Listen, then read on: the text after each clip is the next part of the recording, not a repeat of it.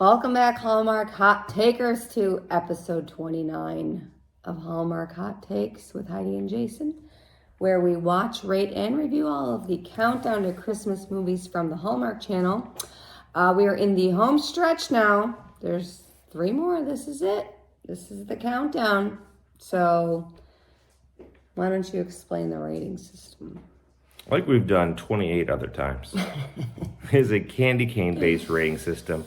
From half candy cane to 5 candy canes, and you add them together, you get a score out of a possible 10 candy canes. Are you moving the camera? No, it's not in the middle. It's bothering me, but it's fine. You're bothering me. And that is based on how much we liked or disliked this movie. So tonight's movie is called The Secret Gift of Christmas, starring Meghan, Ori, and Christopher Russell. So meet Bonnie, a personal shopper who is hired to buy gifts for Patrick, who is a widowed single father and owner of a construction company. And Patrick is just kind of a by-the-book regular old guy, and Bonnie's a very fancy, wants to do everything, fancifully. So they're a bit at odds at the beginning of this movie. And you find out that Bonnie is, a little bit closed off from relationships because she lost her mom a few years ago and is still mourning. And Patrick lost his wife. And Bonnie and the daughter Phoebe bond over their loss. And so Bonnie and Patrick start spending a lot of time together. And Bonnie buys very thoughtful gifts for all of his clients and his workers and his daughter. And they start to have a little bit of a romantic connection, and then, I don't know, some music teacher kind of throws a wrench in the plans, and there's a big misunderstanding. But don't worry, because Patrick finds the necklace that she lost that her mom gave her, and then Bonnie gives Phoebe the same necklace for her, and then he takes her to this place that she used to go on Christmas Eve as a kid. And she's very excited, and they kiss, and that is the secret gift of Christmas. The not so secret gift of Christmas now. Right. That's really all that happened. That great. wasn't a great recap, but it was rapid, though. It was rapid. On episode 29, you get what you get. Right. You want to review this, though? I do. Okay. All right, it's review time. Where are we going, Jay? Likes or dislikes first? There's only a few likes, so let's do it. We're doing likes. Which, again, what do you usually say here?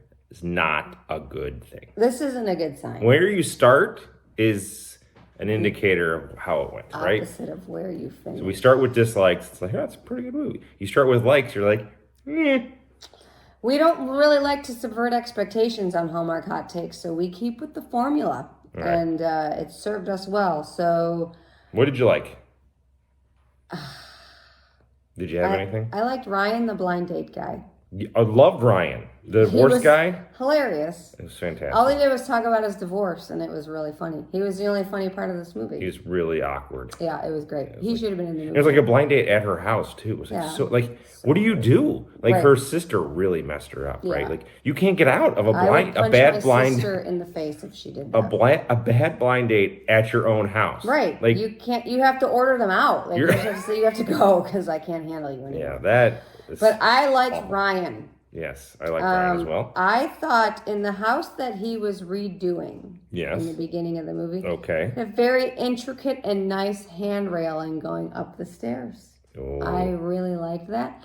And I liked the color of his phone case. You are really grasping at straws.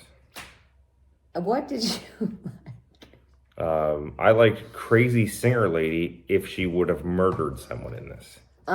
Yeah. So the music teacher was Phoebe's music teacher, who had a thing for Patrick, and she tried to really wedge a relationship in there. It definitely got some Fatal Attraction vibes. I was pretty sure she was going to murder someone with a high heel.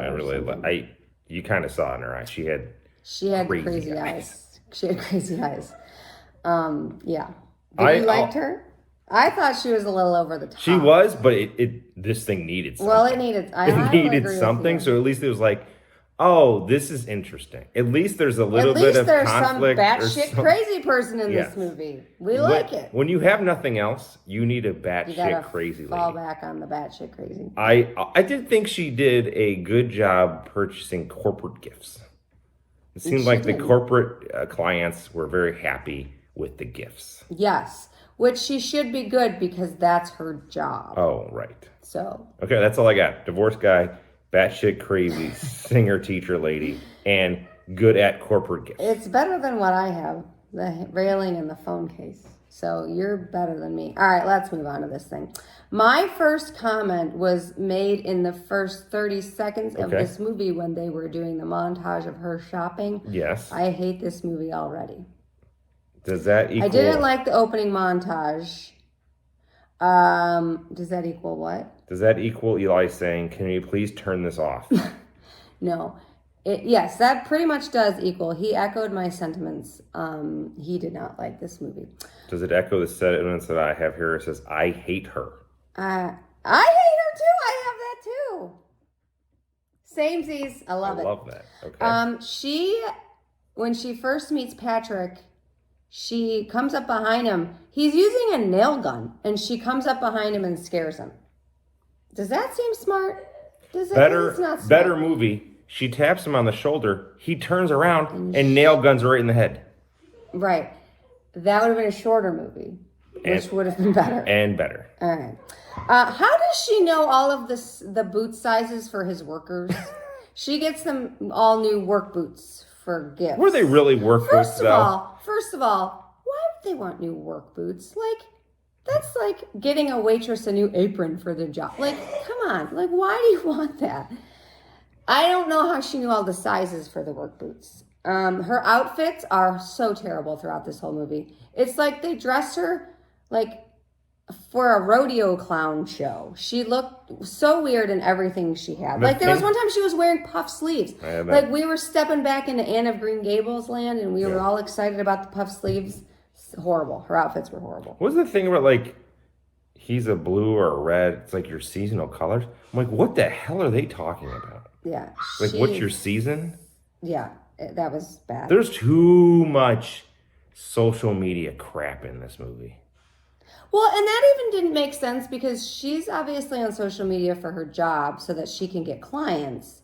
And he is very anti-social media. But you would think with the nature of his business, he would want to be on social media because he would be showcasing his craftsmanship and his work to clients. So that also didn't make any sense. I thought that was stupid. I'm sorry, and I don't usually like to say this, but the acting was not good in this movie.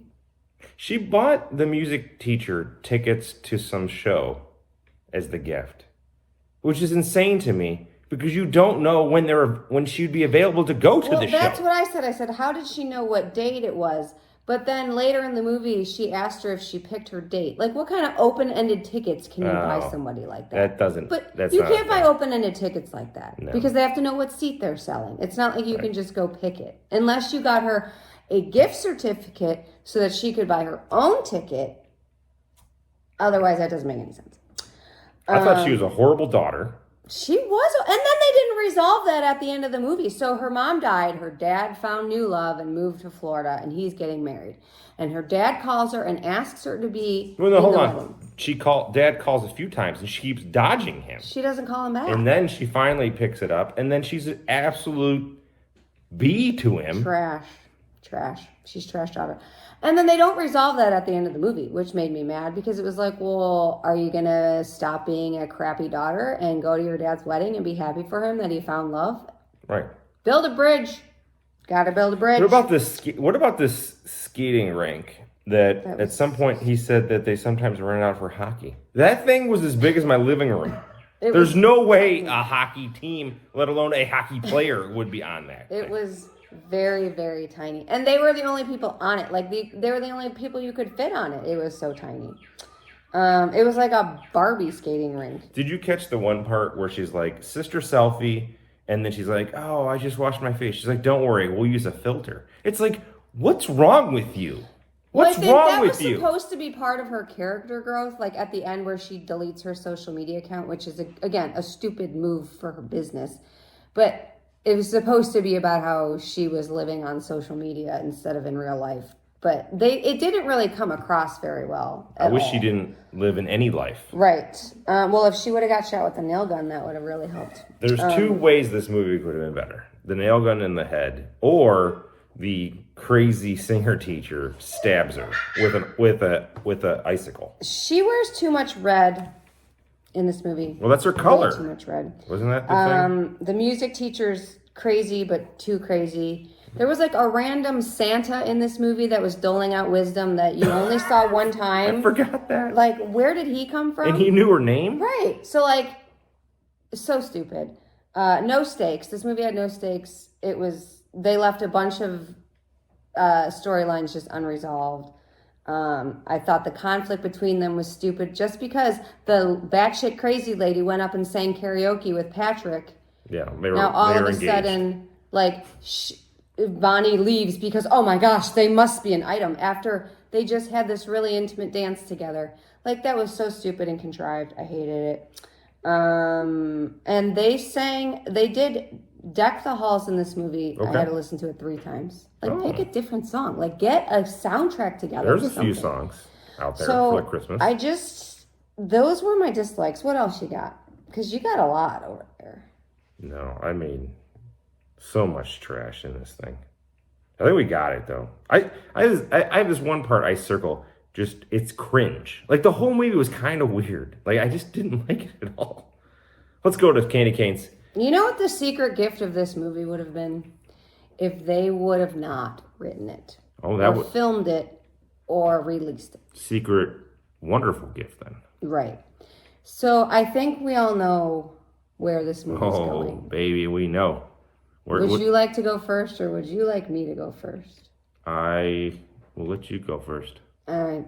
It's clearly a half a candy cane. This is a bad movie with a bad story and bad acting and bad everything. My favorite thing to do is when you combined 2 half candy canes and you get 1 candy cane and you welcome the movie to the Hallmark hell. It is the Hallmark Hot Takes hell of candy cane ratings. This is the bottom of the barrel. The worst of the worst. This movie belongs there. And not I mean, this is going to be in like a 3 or 4 way tie at this point. But I will go in saying this. It will be at the bottom of the 4-way tie. It was so horrible. Eli, come here. It was so horrible that we're even going to let Eli give his opinion for 1 minute. Eli. In 1 minute? Yeah. No. That's a lot. For like, what did you think of this movie? How horrible was It sucked. it? Okay. Number 1, they got along too well. In most movies, it would be You gotta like... be on you're camera. not on camera. Yeah, this is Lost Planet It would be again. like... It would be like... They got along too well. Okay. You just hated it, right? It was so pointless. Okay, go away. All right. She Good, wore you're that stupid makeup. Okay, all right. Stupid. Don't. All right. That was 10 seconds. But we he can't really get wanted back. to, and he was complaining the whole time that he didn't get to do the take. So He should have to do something. He went through the torture of what that movie was. yeah. At least Lily was knitting over there and like made something productive. Like we all are I don't out. think Lily liked it either. Lily, did you like the movie? No. No. She says she no. says no. They Hated were it. too, like, I feel as though the social media part of it was really unnecessary. It was all unnecessary. The whole movie This was whole movie was unnecessary. unnecessary. It's in hell. We're done here. We don't want to talk about it anymore. We've gone too long anyway. Say good day. No, we got to do a preview. No, damn. All right. So this would be the penultimate episode we will be previewing here. Sealed with a List, starring Katie Finley and Evan Roderick. This holiday season, festive Carly sets out to conquer her list of abandoned resolutions from last year. Aided by coworker Wyatt, she finds love and the confidence to chase her dreams. I'm getting the feeling that Wyatt's like friend zoned here. I think Wyatt is a ghost. You think he's a ghost? Wow. Mate, I'm just looking for anything to get me. Listen, it can't be as bad as what we just watched, right? The photo I see here of the preview looks like he's wearing a robe. Like He a silk I rope. think he's like a, I don't know. Like Ferris Sealed with a Bueller. list. All right. We're Sealed with gonna- list. See you next time on the Hot Takes. Hallmark hot takes. Peace.